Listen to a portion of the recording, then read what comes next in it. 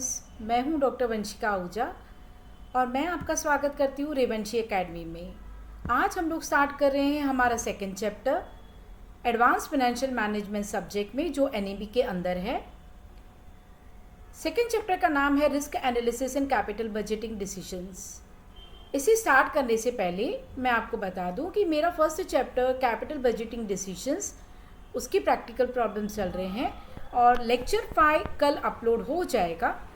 मैं आपसे रिक्वेस्ट कर रही हूँ कि अगर आप वो प्रैक्टिकल प्रॉब्लम्स देख रहे हैं कैपिटल बजटिंग डिसीजंस के ऊपर, तो ये भी risk analysis in capital budgeting decision second chapter देखना स्टार्ट कर लीजिए, ताकि आपके एमकॉम के जैसे एग्ज़ाम स्टार्ट हो तो उससे पहले आपका advance financial management subject complete हो जाए। आज हम लोग स्टार्ट करें हैं थियोरेटिकल पार्ट। थियोरेटिकल पार्ट में आज हम लोग का पहला है question, what are the phases of risk management. अगर आप नीचे जाएंगे इसमें तो मैंने कहीं पे क्वेश्चंस नीचे डाले हैं और कहीं पे ऊपर डाले हैं, लेकिन हर बार मैं रिपीट करती आऊँगी। अच्छा, आज हम लोग स्टार्ट करते हैं फेसेस ऑफ रिस्क मैनेजमेंट। अब रिस्क मैनेजमेंट के अंदर फेसेस कितने कितने हैं, तो 2 फेसेस है। एक है पहला रिस्क असेसमेंट और दूसरा है risk control.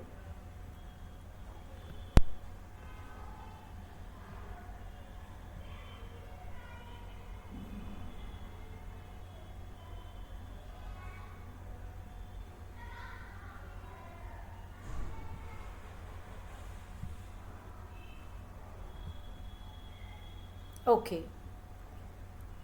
so let us continue. There are 2 phases of risk management. पहला है रिस्क असेसमेंट और दूसरा है रिस्क कंट्रोल। हम आगे बढ़ते हैं। रिस्क असेसमेंट किसे कहेंगे? रिस्क असेसमेंट एक प्रोसेस है जो कंटिन्यूस है, ध्यान दीजिए, कंटिन्यूस प्रोसेस है और should be done at in various points during the project period. अब याद कीजिए, हम लोग रिस्क एनालिसिस पढ़ रहे हैं कैपिटल बजटिंग डिसीजंस पे, तो ये जो भी हम लोग पढ़ रहे हैं वो प्रोजेक्ट मैनेजमेंट से रिलेटेड है। तो रिस्क असेसमेंट एक कंटिन्यूस प्रोसेस है और उसे करना चाहिए वेरियस पॉइंट्स पे during the project period. Regular and continuous risk assessment क्या करेगा? मिनिमाइज करेगा लॉसेस को। एनी रिस्क असेसमेंट है द फॉलोइंग कैरेक्टरिस्टिक्स। वेल, कोई भी रिस्क असेसमेंट हो उसको कौन से फीचर्स होंगे? तो पहला फीचर होगा आइडेंटिफिकेशन ऑफ रिस्क, दूसरा फीचर होगा एनालिसिस ऑफ रिस्क और तीसरा फीचर होगा रिस्क प्रायोरिटाइजेशन। जो पहला फीचर है identification of risk, project risk can be identified. हम लोग प्रोजेक्ट में रिस्क कैसे आइडेंटिफाई कर पाएंगे? उसको कंटिन्यूस असेसमेंट करने से। The possible variations from the planned output should be quantified, यानी आप न्यूमेरिकल वैल्यू में उसको क्वान्टिफाई करो। पॉसिबल जो भी वेरिएशंस हैं प्लान्ड आउटपुट की शुड बी क्वान्टिफाइड। अब आ गए हैं सेकेंड कैरेक्टरिस्टिक्स पे, जो है analysis of risk.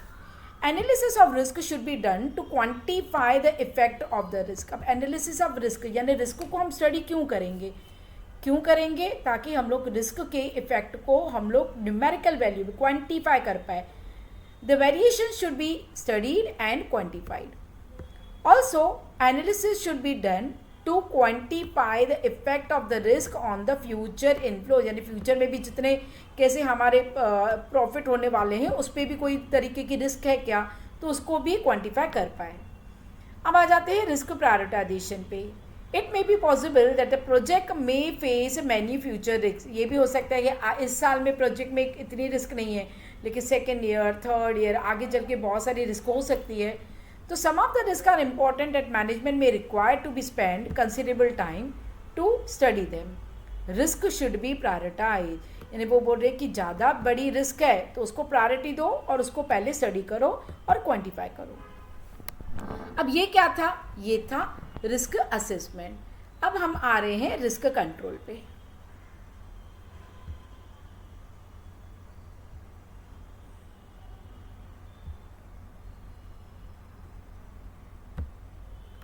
Okay, now let us start. Risk control. After assessment of risk, the management, just a moment. Okay.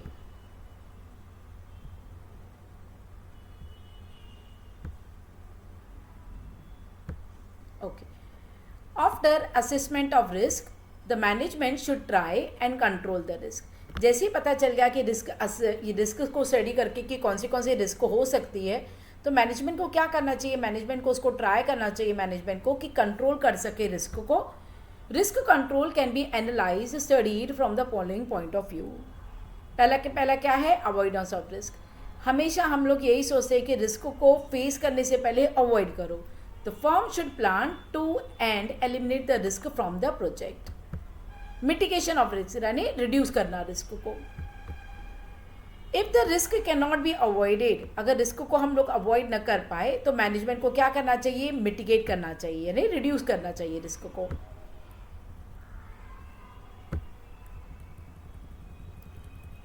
Third point है रिस्क कंट्रोल में risk insurance.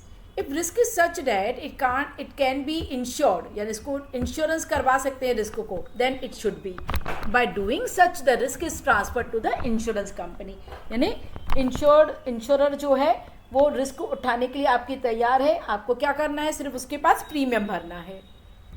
Risk assessment, certain risk should be accepted. कोई risk ऐसे भी है कि आप उसको accept कर सकते हो, चलेगा, थोड़ा ही क्वांटिटी में भी क्वांटिफाई भी कर रहे हैं उसको, तो हम लोग इतनी रिस्क तो उठा सकते हैं किसी भी तरीके के प्रोजेक्ट मैनेजमेंट में। Ensuring such risk will only increase the expenses, यानी क्या हो जाएगा, ये इंक्रीज कर देगा एक्सपेंसेस, यानी प्रीमियम ज़्यादा भरना पड़ेगा, इससे बेटर है रिस्क उठाओ। Certain risk have to be accepted as they are inherent, यानी नेचुरल है बिजनेस के लिए। Plan B, the company should always be ready with the plan B. अब क्या है कि अगर आपका प्लान ए चल रहा है, आप प्रोजेक्ट मैनेजमेंट कर रहे हो, तो आपको हमेशा रेडी होना चाहिए प्लान बी के लिए। अगर प्लान ए फेल हो रहा है तो प्लान बी के लिए आप रेडी रहो। A company should have contingency plan for everything, company के पास कंटिजेंसी प्लान होना ही चाहिए। ओके, चलो हम आगे बढ़ते हैं। अच्छा, अब आ रहे हैं सेकंड क्वेश्चन पे, जहाँ पे मैंने यहाँ पे लिखा है कि स्टैटिस्टिकल मेथड्स बताओ रिस्क एनालिसिस के लिए कैपिटल बजटिंग डिसीजंस में। स्टैटिस्टिकल टेक्निक्स कौन से होंगे, तो स्टैटिस्टिकल टेक्निक्स में पहला है probability technique for measurement of cash flow. Probability technique measurement करने के लिए कि कैश फ्लो कितना हो सकता है, प्रोबेबिलिटी पॉसिबिलिटी कितनी है, तो प्रोबेबिलिटी मेथड क्या है। Sensitivity analysis fails to show the changes of variability of cash flow. For this purpose sensitivity analysis अगर यूज़ कर रहे हैं हम लोग और वो फेल हो रहा है पर्पस के लिए, कैश फ्लो के लिए, वेरिएबिलिटी कैश फ्लो की कितनी आ रही है, तो इसके लिए प्रोबेबिलिटी में बी assigned to each of the cash flows. मतलब पॉसिबिलिटी हो सकती है 0.2 चांसेस हो सकते हैं 10,000 होने के, 0.3 चांसेस हो सकते हैं 5,000 होने के। हाँ, ये प्रोबेबिलिटी है। Probability assignment will give some definite measure of possibility of different cash flows. It shows the percentage chance of occurrence of each possible cash flow. For example, if the probability of occurrence of cash flow of rupees 40,000 is 0.6, it means the probable cash flow is rupees 24,000. यानी 0.6 को multiply करेंगे 40,000 से, तो cash flow होने के chances कितने हैं, 24,000. If the probability is 1, यानी एक ही probability, it means it is certain to take place, यानी ये होगा ही, 40,000 मिलेंगे ही। अगर प्रोबेबिलिटी 0 है यानी पैसे कैश फ्लो हमें होगा ही नहीं। Thus the probability varies from 0 to 1। Procedure क्या है, प्रोसीजर स्टेप्स में है। कंप्यूट करो cash flow after tax as usual for each year, यानी कैश फ्लो में से टैक्स काटने के बाद जो कैश फ्लो बच रहा है डिसाइड करो प्रोबेबिलिटी ऑफ ऑकरेंस का। थर्ड, कंप्यूट करो expected cash flow after tax for each year. Fourth, probability present value factor, और फिफ्थ है कैलकुलेट एनपीवी। अब आपको जो थर्ड स्टेप दिख रहा है ना, कंप्यूट करो एक्सपेक्टेड कैश फ्लो, उसका मतलब क्या है, प्रोबेबिलिटी को मल्टीप्लाई करो कैश फ्लो से। अब ये है मेरिट्स एंड डीमेरिट्स, ये तो सिंपल है, आप पढ़ सकते हो। फॉर्मेट है यहाँ पे year, cash flow after tax, probability, third column probability है, fourth column expected cash flow, यानी सेकेंड कॉलम को मल्टीप्लाई करेंगे थर्ड कॉलम से। प्रेजेंट वैल्यू फैक्टर दिया हुआ है, एक्सपेक्टेड कैश फ्लो को मल्टीप्लाई करेंगे प्रेजेंट वैल्यू फैक्टर से, तो हमारा आ जाएगा 6th कॉलम। अब आ जाएंगे स्टैंडर्ड डेविएशन मेथड। ध्यान दीजिए, फर्स्ट मेथड था प्रोबेबिलिटी मेथड, अब आ जा रहे हैं हम लोग स्टैंडर्ड डेविएशन मेथड पे। Okay, Probability assignment takes into account the risk in terms of variability in cash flow. Cash flow कितने वेरिएबल है यानी कैसे होने के चांस है, इसमें प्रोबेबिलिटी असाइन करेगा रिस्क, लेकिन it does not indicate the extent of कितना वेरिएबिलिटी होगी, कितनी वेरिएबिलिटी होगी. Extent of variability or the extent of risk in cash flow estimate. To overcome this method, standard deviation method use होता है. Under this method we calculate the dispersion of cash flows, यानी cash flow एक दूसरे से कितने दूर है. It is the difference between the possible cash flows and their estimates. The dispersion of cash flow indicates the degree of risk. The project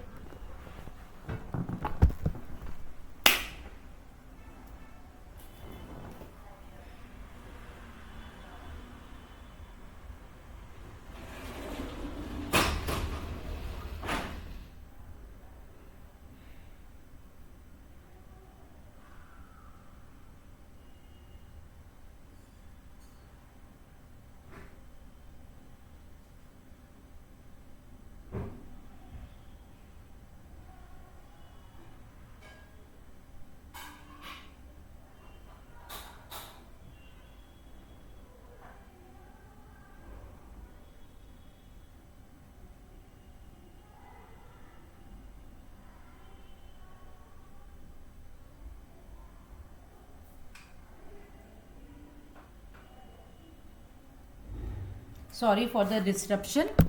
आगे बढ़ते हैं. अब पहला था प्रोबेबिलिटी मेथड, अब सेकेंड है standard deviation method. Probability method बताएगा कि प्रोबेबिलिटी मेथड बताएगा कि वेरिएबिलिटी क्या हो सकती है कैश फ्लोज में, लेकिन स्टैंडर्ड डेविएशन बताएगा extent of variability in cash flows. ठीक है. The project which has higher the dispersion of cash flow indicates the degree of risk. जो कैश फ्लोज में डिफरेंस होगा वो क्या करेगा, वो इंडिकेट करेगा degree of risk. The project which has higher standard deviation of cash flow is considered more risky. जिस भी प्रोजेक्ट, क्योंकि हम लोग प्रोजेक्ट मैनेजमेंट में देख रहे हैं, तो जिस भी प्रोजेक्ट में स्टैंडर्ड डेविएशन बहुत ज़्यादा होगा यानी रिस्क बहुत ज़्यादा है, उस प्रोजेक्ट को कहा जाएगा more risky. The project which है smaller standard deviation is considered less risky. ये तो यही है कि स्टैंडर्ड डेविएशन एक रिस्क को एनालाइज करने के लिए मेथड यूज़ होता है, तो रिस्क को क्या बोलते हैं क्वांटिफाई करने के लिए मेथड यूज़ होता है. तो रिस्क जहाँ पे स्मॉलर होगा स्टैंडर्ड डेविएशन वो लेस रिस्की माना जाएगा और उस प्रोजेक्ट को एक्सेप्ट किया जाएगा. प्रोसीजर लिखा हुआ है. प्रोसीजर क्या है, कैलकुलेट करो cash flow after tax, find out करो डेविएशंस फ्रॉम मीन यानी एवरेज से डेविएशंस देखो कि कितना दूर है हर एक cash flow. Find out the square of deviations, consider करो probability assign, find out probable deviations और अल्टीमेटली कैलकुलेट करो स्टैंडर्ड डेविएशन. उसकी फॉर्मूला भी मैंने लिखी है. अब ये है format standard deviation find out करने के लिए. ये मैं प्रैक्टिकल प्रॉब्लम्स में आपको करवाने भी वाली हूँ. मेरा लेक्चर 2 में ये फर्स्ट प्रैक्टिकल प्रॉब्लम करवाने वाली हूँ. मेरी सेकेंड लेक्चर में ये फर्स्ट लेक्चर है जहाँ पे मैं थ्योरेटिकल पार्ट करवा रही हूँ. अब थर्ड मेथड है coefficient of variation method. Coefficient of variation method क्यों अप्लाई होगा, स्टैंडर्ड डेविएशन एक एब्सोल्यूट मेजर है वेरिएबिलिटी के लिए. It can not be use for comparison of two projects when their sizes are different. अगर sizes different है project के लिए तो स्टैंडर्ड डेविएशन मेथड हम लोग यूज़ नहीं कर पाएंगे. लेकिन कोएफिशिएंट ऑफ वेरिएशन एक बहुत अच्छा मेथड है. It is a relative measure of dispersion. ध्यान दीजिए, वो एब्सोल्यूट मेजर था स्टैंडर्ड डेविएशन, लेकिन ये रिलेटिव मेजर है डिस्पर्शन के लिए, इन डिफरेंस फाइंड आउट करने के लिए. It indicate that higher the coefficient, जितना ज़्यादा कोएफिशिएंट होगा riskier the project will be. Coefficient of variation is the standard deviation of probability distribution divided by its expected value. Okay, procedure क्या है, standard deviation पहले find out करो, calculate करो expected cash flow on the basis of probability assignment, मतलब probability से multiply करेंगे expected cash flow से. फिर लास्ट है फाइंड आउट करो कोएफिशिएंट ऑफ वेरिएशन. अब coefficient of variation find out कैसे करेंगे, तो स्टैंडर्ड डेविएशन को डिवाइड करेंगे एक्सपेक्टेड कैश फ्लो से. और लास्ट में सिलेक्ट करो project which has lesser coefficient of variation. ठीक है. ओके, एक बार ऊपर जाते हैं.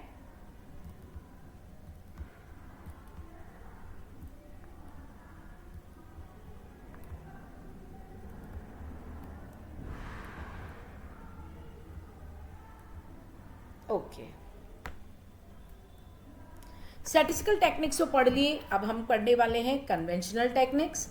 कन्वेंशनल टेक्निक्स में पहला है risk adjusted discount rate, RADR, risk adjusted discount rate. इस मेथड में क्या होगा, इस मेथड में रिस्क को इनकॉर्पोरेट किया जाता है with discounting the risky cash flows at risk adjusted discount rate. अब ये आपको ज़्यादा आप कैसे सीख पाएंगे, जब आप प्रैक्टिकल प्रॉब्लम करेंगे। रिस्क इज इनकॉर्पोरेटेड, रिस्क को लिया जाता है क्या करने के लिए, by varying the discount rate depending on the degree of risk. Risk adjusted discount rate, it is a sum of risk free rate यानी risk free rate and risk premium rate, reflecting the attitude of the investors towards risk. ठीक है, risk adjusted discount rate formula क्या होगी, free rate को add करेंगे risk premium से।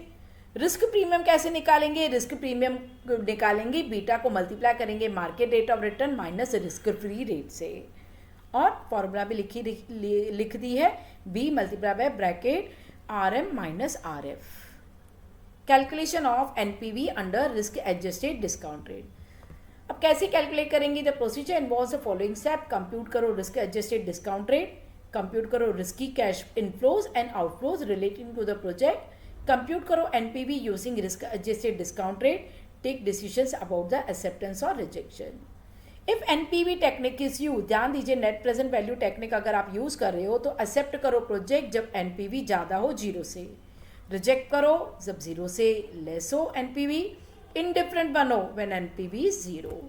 If IRR technique is use, please see to it, अगर internal rate of return technique is use हो रही है तो एक्सेप्ट करो project when internal rate of return is more than RA, that is minimum required rate of return. If reject the project when it is less than, indifferent बनो जब IRR is equal to minimum rate of return. Rank करो project which are mutually exclusive, फिर NPV is use, अगर NPV use कर रहे हो, आप rank करना चाहते हो प्रोजेक्ट को तो रैंक तो करो प्रोजेक्ट्स को in order of NPV, select the project with highest NPV। ये तो जनरल ये है कि नेट प्रेजेंट वैल्यू जिसकी हाईएस्ट होगी उसी प्रोजेक्ट को सेलेक्ट करते हैं।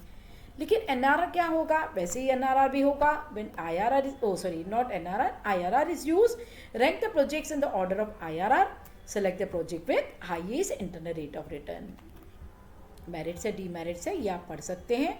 आ जाते हैं नेक्स्ट पे, certainty equivalent project approach. Under this approach, the risky cash flows are converted into riskless or certain cash flows.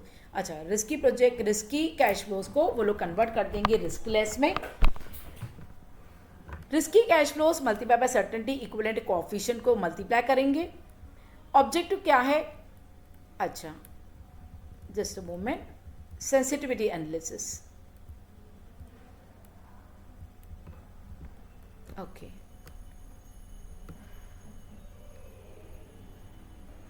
अब ये 2 बार लिख दिया है। अब आ जाते हैं सेंसिटिविटी एनालिसिस पे। अदर टेक्निक्स में लास्ट टेक्निक है सर्टेनिटी कोएफिशिएंट वेरिएशन के बाद में टेक्निक सेंसिटिविटी एनालिसिस पे। नेक्स्ट टेक्निक अदर टेक्निक्स में it involves creation of a model. अब एक मॉडल क्रिएट किया जाता है which studies the variation in output to given change in input. जैसे इनपुट अगर आप डाल रहे हो तो आउटपुट में कितना फ़र्क आ रहा है। It demonstrates model output changes according to model input variations. The variability of output is quantitatively और qualitatively measured to the given change in input variance. यानी अगर आपको जो वेरिएबिलिटी है आउटपुट की उसको क्वांटिटेटिवली और क्वालिटेटिवली मेजर किया जाएगा इनपुट में जो चेंजेस आ रहे हैं उसकी वजह से।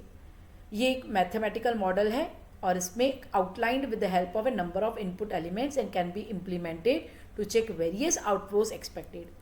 One has to remember that the inputs are associated with large number of uncertainty. Inputs हैं उसमें uncertainty बहुत सारी हो सकती है. It is therefore also known as uncertainty analysis. Sensitivity analysis को uncertainty analysis भी कहा जाता है. Usually sensitivity analysis जो है यूजुअली सेंसिटिविटी एनालिसिस है वो कैरीड आउट यानी कहाँ पे किया जाता है with the help of probability distribution. This analysis help us to decide the size on which the project should be implemented to get the maximum profit along with optimum allocation of resources to the project, यानी जो भी resources है उसकी optimum maximum उसकी ये होगा, allocation होगा, use होगा, तो उसके बेसिस पे मैक्सिमम प्रॉफिट भी होगा। ओके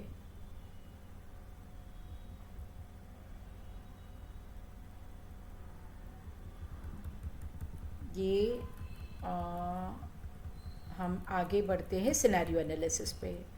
सेंसिटिविटी एनालिसिस के बाद scenario analysis, it is a process of examining and evaluating possible outcomes और scenarios that could take place in the future, predicting the various visible यानी possible results. In financial analysis the process is typically used to estimate changes in the value of a business. Financial analysis में process same ही use होगा, typically use होगा estimate करने के लिए changes of a value of a business और cash flow, specially when there are potentially favorable as well as unfavorable event that could impact the company.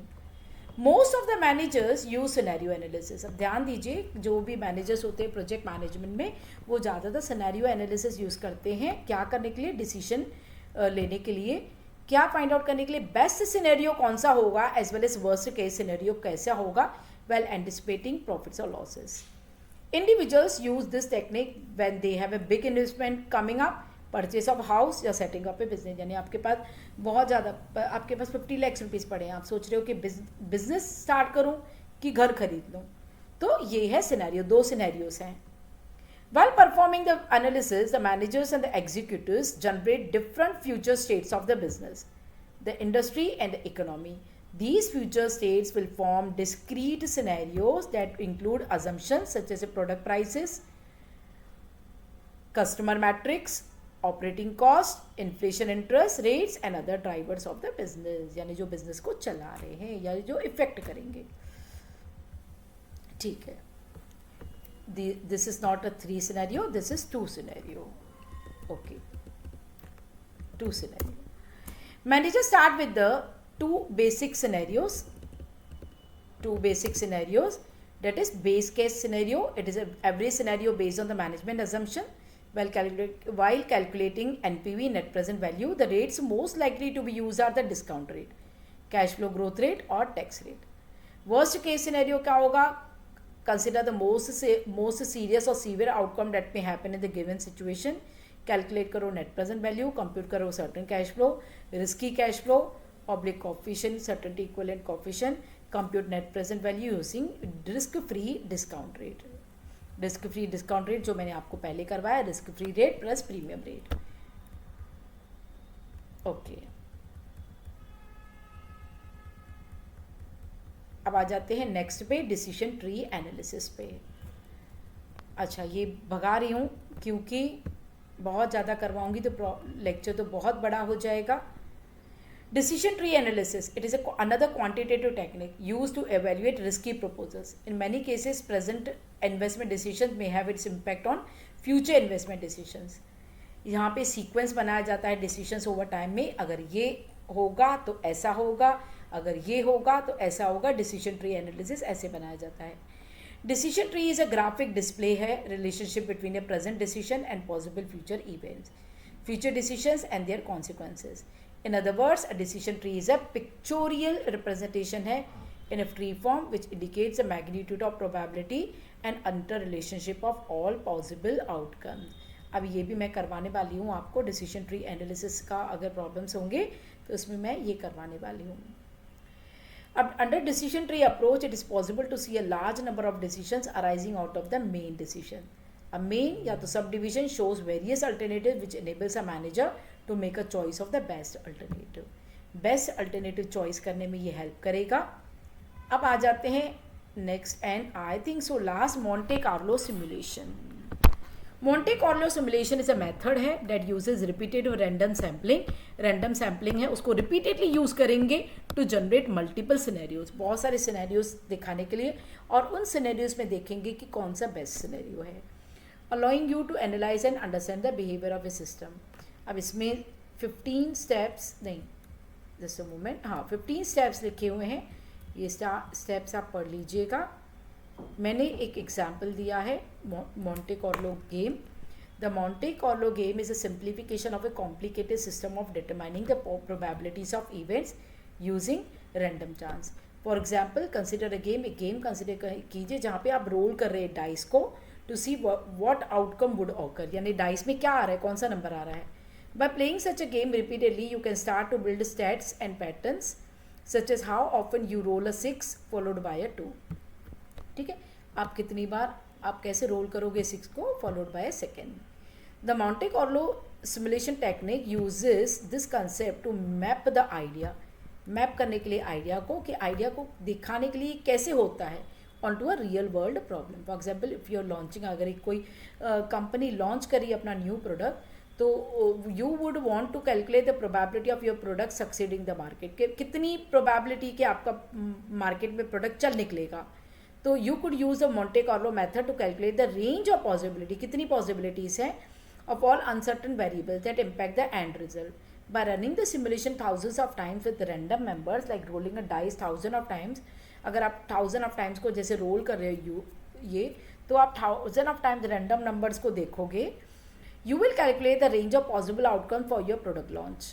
Uncertain factors कौन से हो सकते हैं? कस्टमर प्रेफरेंसेस हो सकते हैं, हो भी सकते हैं, नहीं भी हो सकते हैं प्रोडक्ट के लिए. प्रिवेलेंस ऑफ कंपटीशन कितनी ज़्यादा पुख्ता है, इकोनॉमिक कंडीशंस कैसे हैं. आप जैसे वार लगने वाला है, वार हो रहा है, तो आप उस कंडीशन में अगर कोई प्रोडक्ट लॉन्च कर रहे हो तो वहाँ पे तो लोग बाहर ही नहीं निकलेंगे प्रोडक्ट लेने के लिए. तो फिर आप इकोनॉमिक कंडीशंस को देख के ही प्रोडक्ट लॉन्च कीजिए. Community outreach success likelihood, community outreach कितना है और सक्सेस होने के चांसेस कितने हैं. तो this is a uncertain factor. So today we have studied our theoretical part of risk analysis and capital budgeting decisions. मैं आप सब लोगों को ये बता दूं कि मेरा सेकंड लेक्चर होगा प्रैक्टिकल प्रॉब्लम पे, risk analysis and capital budgeting decisions पे. Please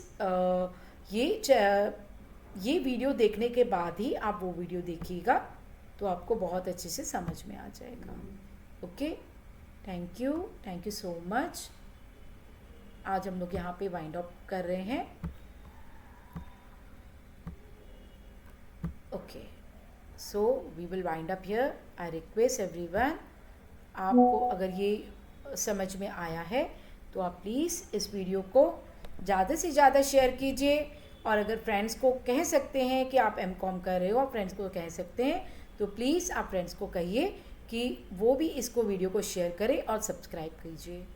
thank you so much. अगर इसके अलावा अगर आपको कोई और सब्जेक्ट के लिए वीडियोस चाहिए तो प्लीज़ कमेंट्स में लिखना ना भूलिए. Thank you.